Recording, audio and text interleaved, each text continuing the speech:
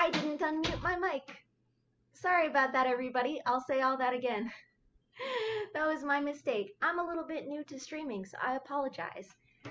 To reiterate my whole intro, hi, I'm Miss Kaylee.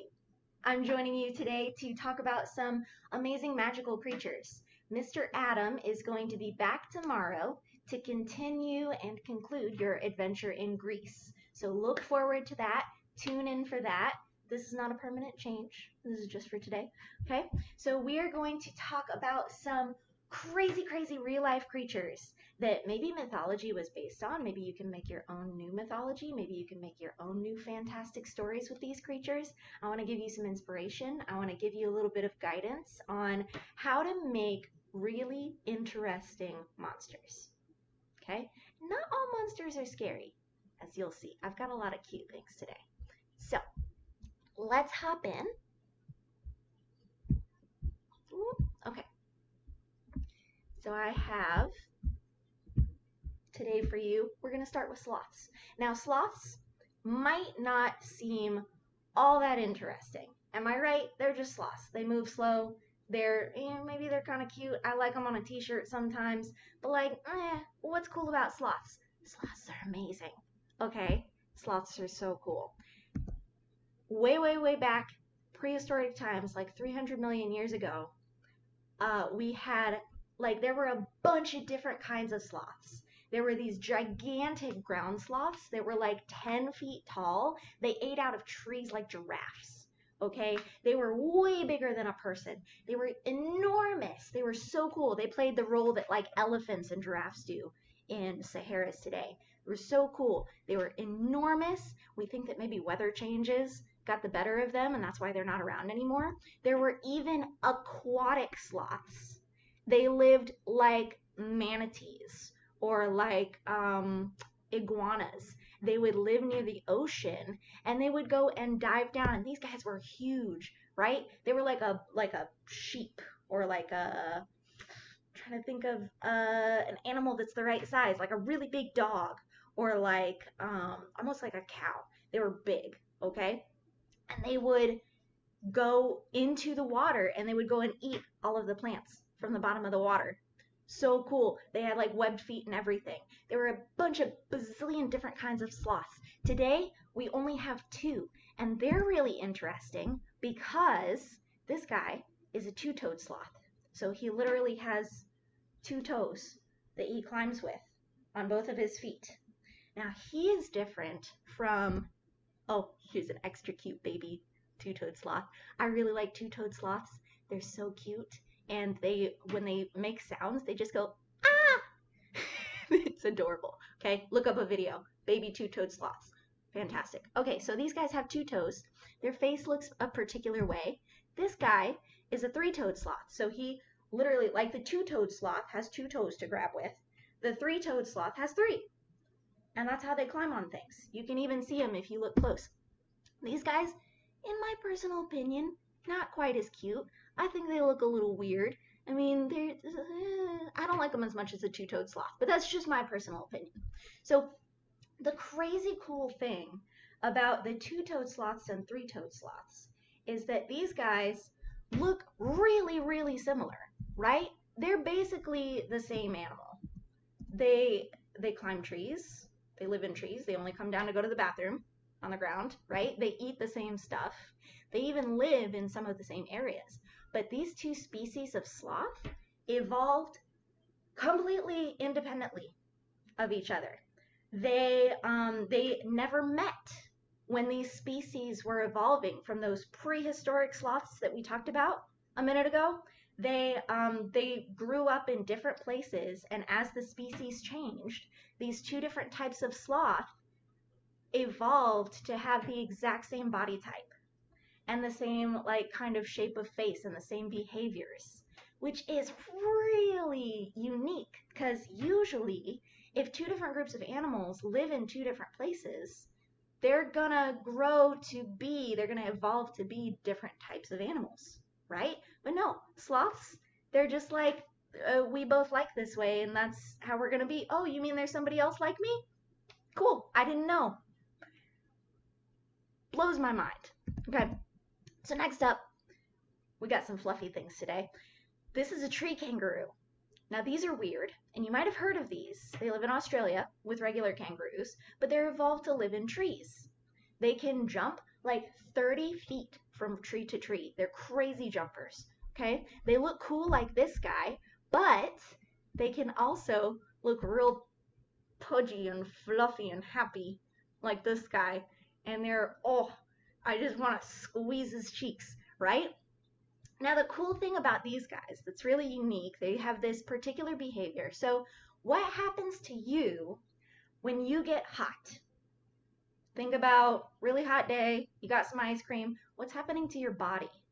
Whenever you get really hot, we sweat, right? We perspire. These little pores all over our skin release moisture. And that moisture, that sweat, that little bit of water that comes out all over our skin, that water, as it evaporates, it evaporates into the air and it cools. So for anybody just coming in, I'm filling in for Mr. Adam today. You're going to conclude your Greek story tomorrow. We're talking about some fantastic creatures as inspiration to make our own fantasy creatures. Okay? So it's talking about when humans get hot, they sweat, right? And that's what cools our body down. Different animals have different ways to cool their bodies down. Not all of them sweat. In fact, I think, I'll have to look this up. I think humans might be the only ones that sweat the way that we do. I'll have to look it up and see. I could be wrong. But dogs, for example, they pant, right? They have to get rid of their heat through their mouth, through their tongue. That's why they pant when they're hot. Okay? They're trying to cool down. Other animals, like desert animals, like hares or fennec foxes, they have these big, enormous ears, right? So those big, big ears, and I should have gotten a picture. I'll have to get a picture next time that I see you guys. Those big, big ears that you see on desert foxes and rabbits and things like that, they cool that animal down. Because same for elephants with their big floppy ears. Their blood goes into those ears, and those ears release heat because all of their blood is very close to their skin when it's in their big floppy ears. And then the heat can leave their blood, and that cool blood goes into the rest of their body, and it cools their body down. So that's cool. Now, to get back to the tree kangaroos, these guys are really unique in that the way that they cool down, they don't sweat, they don't pant, they don't have enormous ears. They just, they lick their forearms, right? Can you imagine? So whenever it's hot outside, these tree kangaroos, they just lick their forearms and get their forearms all wet, and that's how they cool off. It cracks me up to think about. Can you imagine if that's the way that people cooled off, if we didn't sweat, if instead, like, just everyone on a hot day here in Texas especially, everyone out and about at the grocery store and stuff would just, yeah, it's really hot today. So cool. So that's a great idea for a little quirky behavior, and that's a totally valid evolutionary behavior. Like, it works. That's just how they happened to figure out how to cool themselves down as they were evolving, right? So that could be a neat little quirk that you add for your fantasy creatures. Like maybe they lick their wrists to cool down, or maybe you know, a lot of animals will like suck their thumb, like walruses will suck on their thumb like a baby for comfort. These weird little human things, right? Okay, so let's see what's next. Oh, this guy's so cool, and this is a gift, so this picture is going to change. This might look like some crazy alien creatures that you've seen before. And for anybody coming online, we're talking about fantastic creatures today as inspiration for new fantasy monsters and creatures you might want to make yourself. Okay, so this thing is the devil's flower mantis. It is, its scientific name is, let me see, Mantis diabolica. I love scientific names because the cool thing about scientific names is that people come up with them, right? And a lot of scientists have a really good sense of humor. So this guy is Mantis diabolica because he looks like this. The scientist who discovered it thought it looked like some kind of demon creature, and it looks scary. I think it looks amazing, and I would love to have like a Halloween mask that looks like this. Like, oh, I want to sculpt it out of clay. It's so cool. Look at its face. Look at it. Looks like an alien. Okay. Ah, I love it. So these guys, it's just a praying mantis, like what you would find out here, but they live in rainforests, like the Amazon, for example, and they just look crazy like this, and they like stand like this, like what's up, trying to scare off predators or act like a flower. They're so cool. Okay, so if you want to look this guy up for more reference pictures, there's tons of them. He's the devil's flower mantis. So cool. Some more bugs and a little more scientific naming fun. This guy is a peacock spider. And the cool thing about peacock spiders is they do little dances. So whenever they're looking for a mate, they do a little drum, drum, drum, drum with their front feet, and they wiggle their hind quarters, their abdomen there, the part that is blue and red. They wiggle that back and forth. So they drum and they shake their booty. And that is how they attract their mates. For new people coming in, Mr. Adam's going to be here tomorrow to finish your Greece adventure. Right now we're talking about fantastic creatures so that maybe you can make some fantasy animals of your own. So these little peacock spiders, they do their dance, they attract their mates, and then somebody comes along and discovers them. Because, you know, these animals, they're out there doing their thing before people come by, right? This guy, when he's discovered, somebody comes along and they say, oh, this is a new species, it needs a name. You want to know what they named him? Sparkle Muffin. This spider right here, his name is Peacock Spider Sparkle Muffin. Because the scientists thought this spider is so sparkly, its name needs to be Sparkle Muffin. And that just makes me so happy. I've got another peacock spider. This one is funny as well. His name is Skeletorus. That's it. This guy, because he looks like he's got a little skeleton costume on, right? So the same group of scientists discovered the Sparkle Muffin spider as this peacock spider. So this guy is a peacock spider Skeletorus because he looks like a little skeleton guy. I love it. Ooh. Sorry, I heard my phone, but I don't think it was actually something Apple. So next up in our array of weird creatures, this one is not a real creature. This you might recognize from the Star Wars prequels. This is Sebulba. So this was designed by, I had the great pleasure of listening to a kind of a conference speech kind of thing by the person who did all of the creature design for the Star Wars prequels. Her name is Terrell Whitlatch. She's amazing. And she designed Sebulba. She also designed Jar Jar Binks and like all of the background characters. She is the coolest character designer in my opinion. She makes such cool monsters and animals. I don't have permission to share her images with you, but I'll post a little link so you can Google if you want to. Terrell, whoa, let me make it capital. Terrell Whitlatch. If you Google that name, you're going to see so many cool creatures that she's made. So this is Sebulba from Star Wars.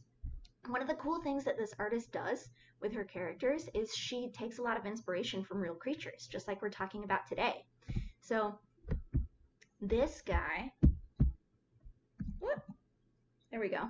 Now he's got a really weird body, right? He walks on his arms and he uses his feet like hands, right? That's real weird. But if you look at his head, it's not all that far off of some animals that we know. I've always heard people say that he looks kind of like he has a camel head.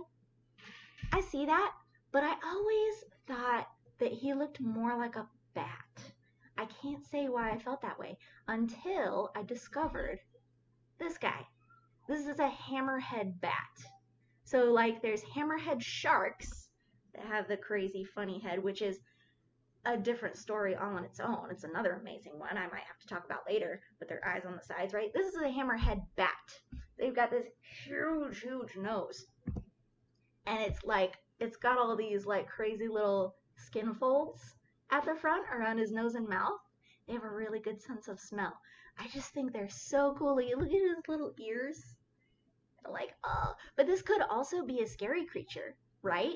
If you grew it up big and made it kind of have a bad attitude, that could be a really scary monster. This guy with these great big eyes and big huge nose and his whatever he's got going on with his mouth, right? Weird, beautiful, amazing. I love it. So, what we're going to do now, that's all I have for today, as far as creatures to show you. What we're going to do is we're going to do just kind of a little doodling together with our own fantasy creatures.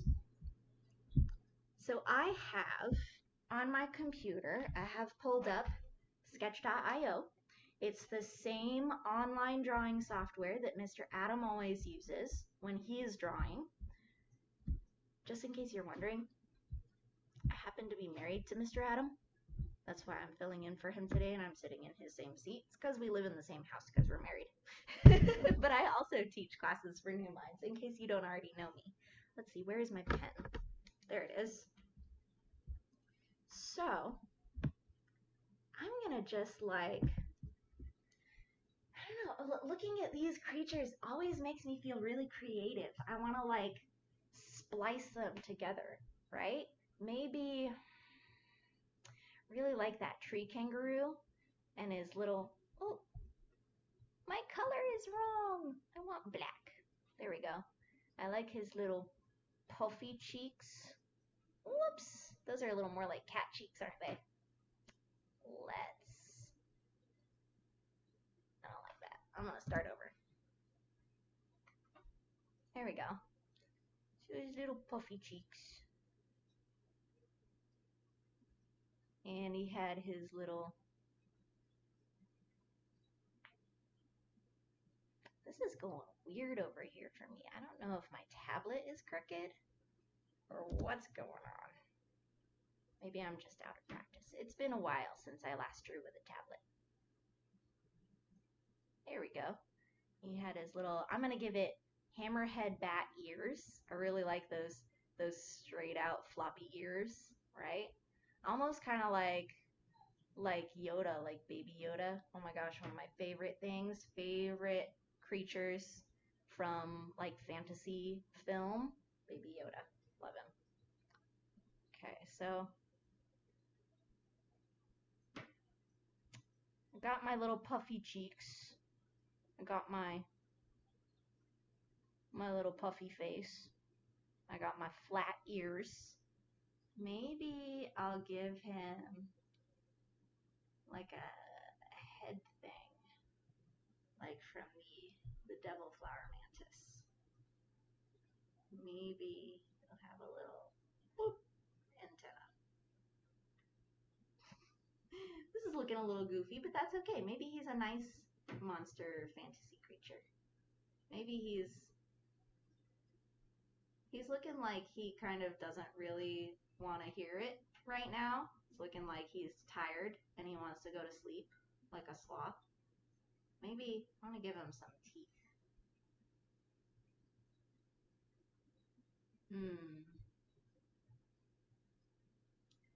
He's got to be sitting on a branch, right? Unless he's aquatic. Ooh, maybe. Sometimes it's really fun to come up with a behavior for your fantasy creature and then decide why they do that afterward, right? Because the way that creatures evolve in real life, in our real world, is that they need to do something to survive. So they develop a way to do that. Maybe they need to find food, maybe they need to hunt, maybe they need to find more water in a very dry place. Maybe they need to get away from water in a wet place.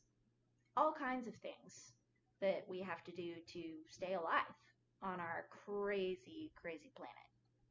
So maybe this guy, I'm gonna have him live near water.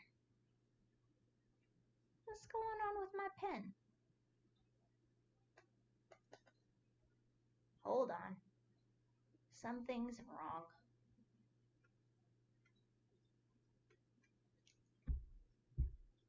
Whoop, whoop, whoop. Oh, my computer did a funny thing where it was like not recognizing where my pen was, and then all of a sudden it was like, oh, here I am. Okay. I'm gonna make this guy aquatic. So he's gonna be in some water. He's just kind of chilling in the water because it's hot outside. The sun is very bright. Right? It's bearing down. We're hot. So we're gonna sit in the water. Maybe he's like the those monkeys. They live in Arctic places and they use the hot springs to warm up because they live like up at the top of the mountains. I'll have to look that up and find their names. But yeah, same thing. He's learned to sit in the water to cool down. So he's chilling. Maybe you come across one of these little guys that's like, he's got this special little antenna. Maybe he can sense electromagnetic activity, like an electric eel. That's a total real ability that some animals have, especially like sea creatures. They can sense the electricity that your muscles generate. That's crazy. They could like sense your brain activity. Okay. So we got our grumpy guy. I like him. I'm going to leave him alone now. I'm going to try something else. I want to try a scary monster. I'm going to get some inspiration from that devil flower mantis. I'm going to give it like some little mandibles here.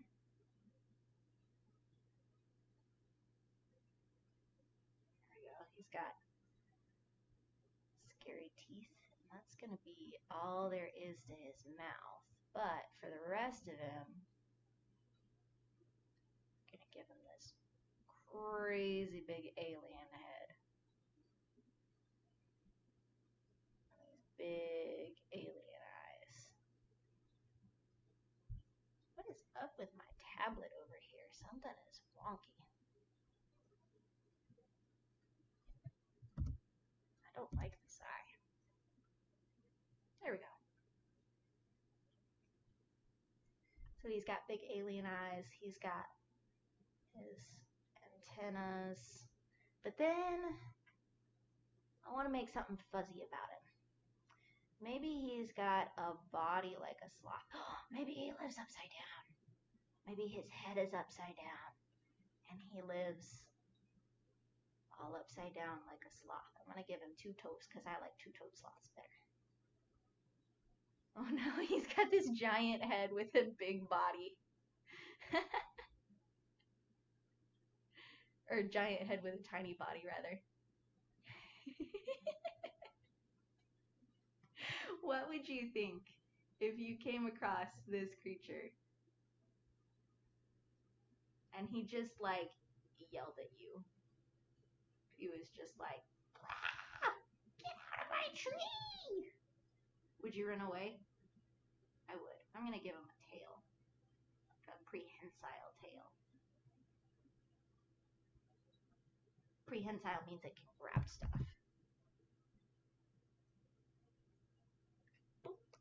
Get out of here. Alright.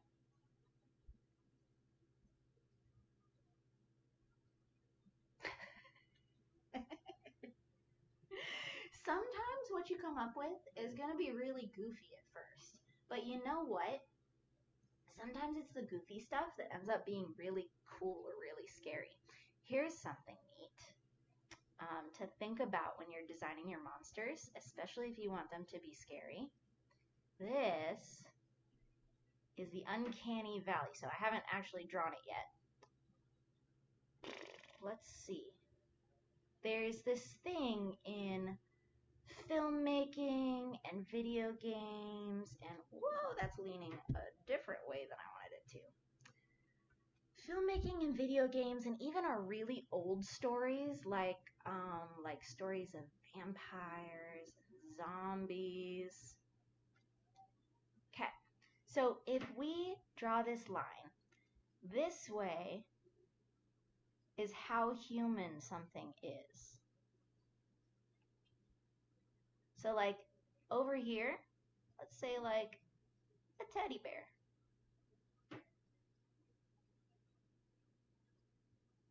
We definitely know that a teddy bear is not a human, right? It's like, it's clear that's not a person. Over here is a normal person. So this is like you, me, your brother, your sister, your mom, your dad, normal people, right? So from, yeah, definitely not a human to, yeah, you definitely are a human, right? Over here is how much we like that thing. So things that definitely aren't people, yeah, I like that. I like teddy bears. I like R2D2 and C3PO. I like dogs and cats and cool animals, and I like spaceships and tables and chairs and all kinds of stuff that's not people. That's cool. And over here, we like people too. We like to spend time with people. We're social animals, right? So as you go along this line, though, you see there's this little dip where, okay, so maybe this is a teddy bear with clothes on, right? And he's got like, I don't know, little overalls. That's still cute. We still like that. But over here, right down here, we call this the uncanny valley. This little dip right here is for things that are almost human-like, but not quite there. If you've ever seen a video of like hyper realistic robots that you can still tell they're robots, but they look a lot like a person, you look at it and you're like, make it stop, go away. I don't like it. I'm scared. That freaks me out, right? That is how all of our mythological monsters are, right? This uncanny valley is where werewolves are, right? Because, okay, we've got cute furry things over here. These definitely aren't people. But now I've got a werewolf who, he's shaped like a person, right? And he walks like a person, and sometimes werewolves can talk like a person, right? But he's not quite a person. He's furry, and he has sharp teeth, and he doesn't act quite like a person. I don't like it. That scares me. Same thing for vampires, right? It's a person, but he's got sharp teeth. He sometimes can fly, right? That's not a person thing. This is his cloak. His cloak. These are very small doodles. Sorry. There we go. So vampires, they're pale. They can't go out of daylight. You look like a person, but you can't go out in the sun. What's up with that? Or zombies. Oh no, what happened? There we go. Zombies too. Maybe they've got some brains showing. So they're a person. Maybe they even used to be a person, right? But their skin's not the right color. They don't talk. They don't act right. Right? So those things are all in this uncanny valley. That's where all of our monsters are too. That's the way to get things really scary, is to just make it just off enough to be unsettling, right? All right, I'm going to get rid of all of this. We'll do one more quick little doodle before we're done for the day. What's happening? I just want to delete you. There we go. Okay, and I'm going to make sure my color is right. Okay, what next? We did a sloth praying mantis. We did an aquatic tree kangaroo with an antenna. What else? What else did we look at? maybe I'm gonna do a bat. I'm gonna do a bat with. I'll take the hammerhead bat's nose shape, right? This big lumpy thing. He's got his little mouth in here. And his big, wah! That's not what I meant to do with that circle. There we go. He's got his big puppy dog eyes, right? With his great big nose. He's got his ears. I'm going to give him a little bit bigger ears than I think they start out with in real life. There we go. So we got our hammerhead bat. We'll make his pupils nice and big because he's a cutie. Okay, so he's just a cute little baby hammerhead bat. And I'm going to give him sloth arms.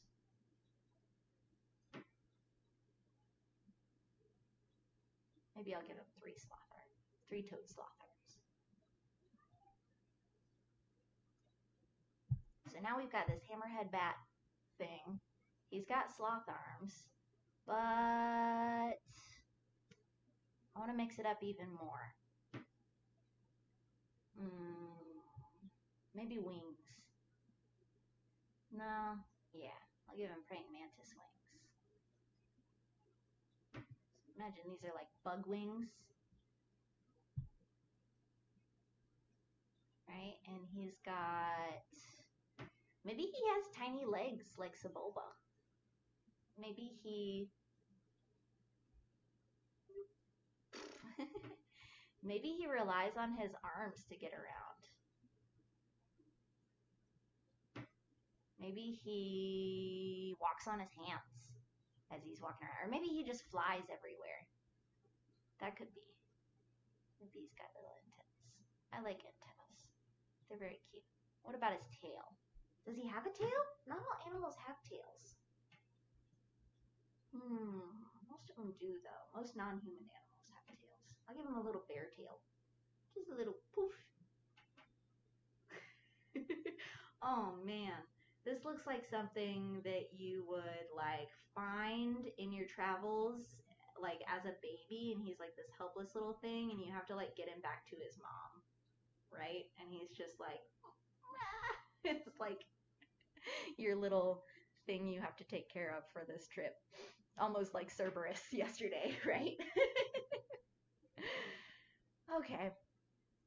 You are going to have so many amazing ideas. A lot of them will probably be even better than mine, right? Because, man, there's so many cool things in this world to draw from. And you don't even have to take things from, whoa, hold on, my computer is being, no, I don't want to exit. Go away. My computer is really okay. In fact, gosh, some of the best designed creatures and monsters and just fantastical beasts, right, are things that kind of take from both. They take from real life, and they also take from these crazy things going on in your mind, right? Man. I'm trying to think of something else, like crazy as an example. But I think you can do it. Things are always more believable when they have a reason for being there. So when you're making up your animals, keep in your mind, what's the reason that they move like this? What's the reason that they have these antennae? What's the reason they have this ability? Right? So keep that in your mind. Oh no, what is going on? My streaming, sorry folks, technical difficulties. My streaming is going nuts. There we go. My goodness. Okay. So think about those things. I am super excited to see what you make. Definitely, if you drew some fantastic creatures with me today, if you make some later this afternoon, share them, post them on the comments of this video, post them on the New Minds Enrichment page. We want to see what you're making. If you color them, even better. I want to see these creatures in full color.